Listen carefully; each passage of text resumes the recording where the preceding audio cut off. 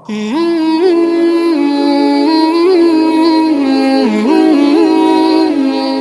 میرے بھائی بہنوں، اللہ کے واسطے میری فریاد سنو، تمہارے گھروں کی خوبصورتی میرے نبی کی غلامی میں ہے۔ یہ ڈبل جابیں چھوڑو، یہ بڑے بڑے گھروں کی دوڑ چھوڑو، بڑی بڑی گاڑیوں کی دوڑ چھوڑو، اپنے گھروں کو بچاؤ اللہ کے واسطے، چونکہ یہاں کی نسل خطرے میں ہے۔ پاکستان میں کوئی برے سے برا بچہ بھی ہوگا تو ایتھیسٹ نہیں بنے گا، اسلام نہیں چھوڑے گا، یہاں اسلام چھوڑ دیتے ہیں۔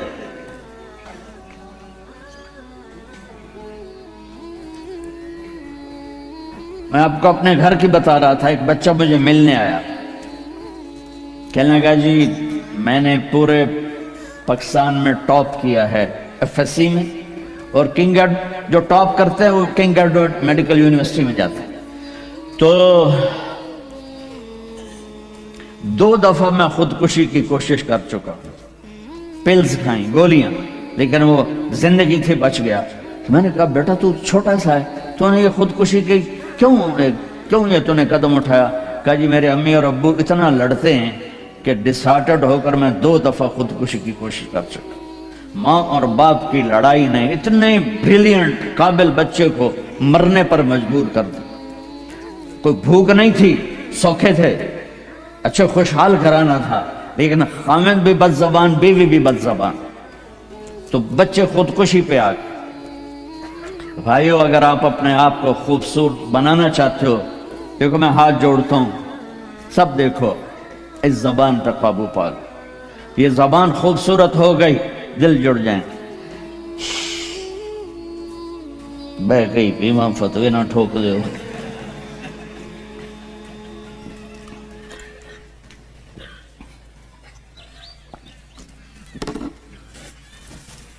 ہماری ایک دھوبن تھی ماسی شریفہ، 85 میں بیچاری فوت ہوئی، چھوٹا قد تو بڑی لڑاکی۔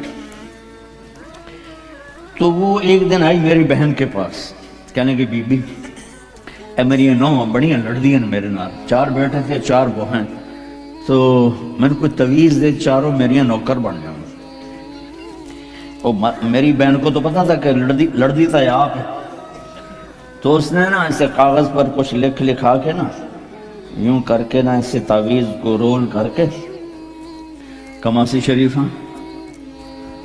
اے تعویذ ہے بڑا سانپ کے رکھڑا نا، جب تیری لڑائی ہونے لگے تو نے یہ تعویذ ایتھے رکھ کے چک مار دینا ہے۔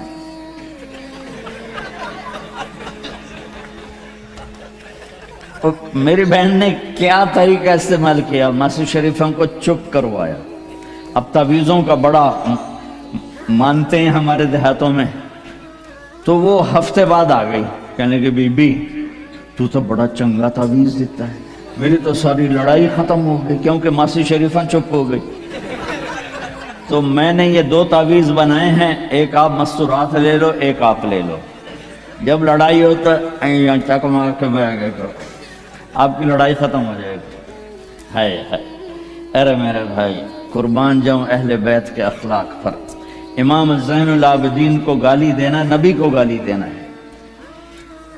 حضرت حسین جن سے نسل چلی، ان کو ایک آدمی نے گالیاں دی، ننگی کو یوں منہ کر کے بیٹھ گئے۔ ہائے ہائے ہائے ہائے۔ اس نے سمجھا کہ ان کو پتہ نہیں میں ان کو گالیاں دے رہا ہوں، تو وہ ادھر سے اٹھ کے سامنے آ کر کہنے لگا ایاک اعنی، اور میں تینوں گالا کر رہے ہیں۔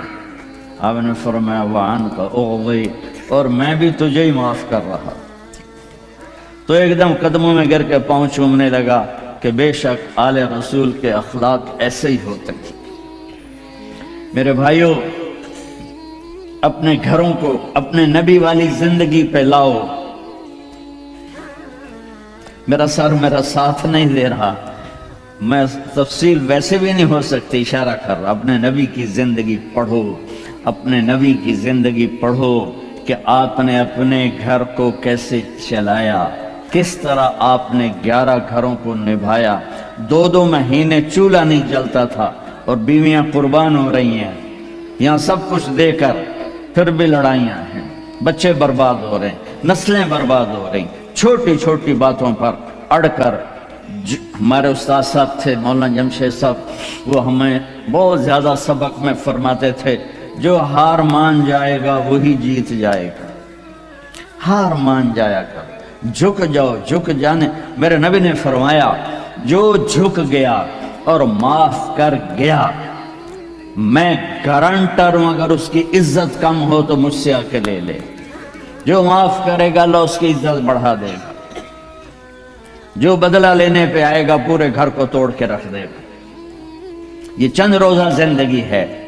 میرے نبی کی 2 سنتیں لے لو، ایک زبان پہ قابو، یہ اس زبان پہ قابو پالو، اس زبان پہ قابو پالو، اس زبان پہ قابو پالو، تو آپ کے گھروں کے 90% مسائل ختم ہو جائیں گے۔ اور دل کو سب سے صاف رکھو، اور اپنے ایک دوسرے کا ہاتھ بڑھاؤ، اپنے بچوں کو اپنی دولت سمجھو، ان کو یہاں اچھا مسلمان بنا کے چھوڑو۔ اب یہ نسل یہاں رہنے والی ہے، واپس نہیں جائے گی، نہ تم جاؤ گے نہ تمہاری نسلیں جائیں گی۔ ایک پٹھان کوئی بیٹھا ہو تو پہلے معافی مانگتا ہوں۔ تو ایک پٹھان کا خرگوش گم ہو گیا، تو لوگوں نے افسوس کیا کہ خان جی آپ کا تو خرگوش گم ہو گیا۔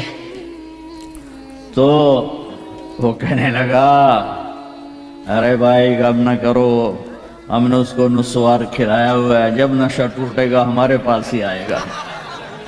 تو تمہیں آسٹریلیا کی نسوار لگی ہے، تم پاکستان واپس جاؤ گے؟ نہیں جاؤ گے، ادھر ہی رہو گے۔ لہذا یہاں اس طرح زندگی سیکھو کہ آپ کی نسلیں اسلام پہ باقی رہیں۔ میں اس ایسے اداروں پر محنت کرنے والوں کو سلام پیش کرتا ہوں، فضیل صاحب کو، عاصم کو اور وسیم کو، اور اس طرح جتنے بھی کوشش کر رہے ہیں۔ دارالعلوم گیا تھا، وہاں دیکھا تھا، جیسے ابھی اب انہوں نے اعلان کیا، ابھی ہر جگہ جب تم نے رہنا یہاں ہے تو یہیں خرچ کرو، یہاں ڈھونڈو کون زکوٰۃ کا مستحق ہے، اس کو زکوٰۃ دو۔ یہاں ڈھونڈو کون ضرورت مند ہے، وہ غیر مسلم بھی ہے تو صدقہ دو، زکوٰۃ مسلمان کو ہے، صدقہ دو، اوپر دو۔ زکوٰۃ دینے سے آدمی سخی نہیں بنتا اور بخیل بھی نہیں رہتا۔ رات بھی ان کے اسکول آیا تھا تو یہ میں نے قصہ سنایا تھا کہ زکوٰۃ دینے والا ایک ہوتا ہے نا مرد، ایک ہوتی ہے عورت، ایک درمیان والا کون ہوتا ہے؟ وہ دسو، خسرا۔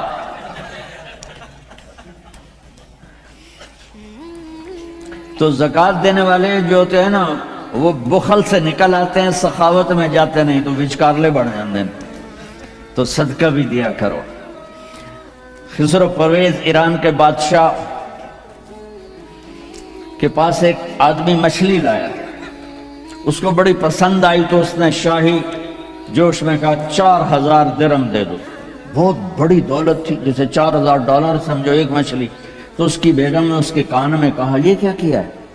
دربار تھا کہ 4000 تم ایک مچھلی پہ دے رہے ہو تو خزانہ خالی ہو جائے گا، واپس لو اس سے پیسے اور مچھلی واپس کرو۔ انہوں نے کہا میں بادشاہ ہو کر پیسے کیسے واپس لوں، یہ تو ہو ہی نہیں سکتا۔ انہوں نے کہا میں بتاتی ہوں، تم اس کو بلا کے پوچھو بھائی یہ مچھلی کیا ہے، نر ہے یا مادہ؟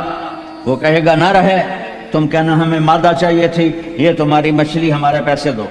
اگر وہ کہے یہ مادہ ہے تو تم کہنا بھی ہمیں نر چاہیے تھا، یہ تمہاری مچھلی ہمیں پیسے دو۔ ہاں ہاں ہاں، کب ہے اس کو بلاؤ بلاؤ بلاؤ بلاؤ۔ وہ باہر نکل گیا تھا، اس کو بلا لیا۔ او بھائی یہ مچھلی نر ہے یا مادہ؟ وہ کوئی پیو دا پوتر اسے کہ صحیح ہے ہی جڑائے، یہ نہ نر ہے نہ مادہ۔ انہوں نے کہا 4000 اور دے دو۔ تو میرے بھائیو، آسٹریلیا اگر آپ کے پاس پاسپورٹ ہے تو یہ آپ کا ملک ہے، یہ آپ کا دیش ہے۔ میں آپ کے سامنے ہاتھ جوڑتا ہوں، اسلام پہ حرف نہ آنے دو، جھوٹ نہ بولو، دھوکہ نہ دو، فراڈ نہ کرو۔ یہاں کی لڑکیوں سے اس لیے شادی نہ کرو کہ کاغذات بنانے ہیں، یہ دھوکہ ہوگا، فراڈ ہوگا۔ اور میرے نبی کا فرمان ہے میرا امتی ہر گناہ کر سکتا ہے، دو کبھی نہیں کرے گا، ایک جھوٹ کبھی نہیں بولے گا اور ایک دھوکہ کبھی نہیں دے گا۔ آپ میں جو تاجر بیٹھے ہوئے ہیں ٹیکس نہ بچاؤ، جو جابین ہیں ان کا ٹیکس تو اپنے آپ کٹ جاتا ہے، لیکن یہ جو تاجر ہیں یہ ہیرا پھیری کر کے ٹیکس بچاتے ہیں۔ تو میں آپ کے سامنے ہاتھ جوڑتا ہوں، سچائی پر پیسہ قربان کر دو، پیسے پر سچائی کو قربان نہ کر دو۔ اگر تمہارا کمائی 1 لاکھ ہے تو 1 لاکھ شو کرو اور اس کے اوپر جتنا ٹیکس بنتا ہے ادا کرو، اللہ تمہیں پتہ نہیں کہاں کہاں سے دے گا۔ دیکھو یہ لوگ آپ پہ لگاتے ہیں، آپ پر خرچ کرتے ہیں، آپ کا ہر سہولت کا خیال کرتے ہیں۔ آپ اسلامی ملکوں میں 50 سال بھی گزار دو تو آپ کو پاسپورٹ نہیں دیتے، آپ 4 سال گزارتے آپ کو پاسپورٹ دیتے ہیں، آپ کو برابر حقوق دیتے ہیں۔ آپ ان کو دھوکہ دو، کسی کو بھی دھوکہ دینا حرام ہے، اور جو اتنے خیر خواہ ہوں ان کو آپ دھوکہ دیں اور ٹیکس بچائیں۔ کیا کرو؟ شادی پہ لٹا دیتے ہیں، شرابوں پہ لٹا دیتے ہیں۔ رزق حلال، شرابیں نہ بیچو، رزق حلال کماؤ، اللہ سے مانگو کہ اللہ میں توبہ کرتا ہوں میرے لیے راستہ نکال، اور پھر اس کی کوشش کرو اللہ راستہ دے دے۔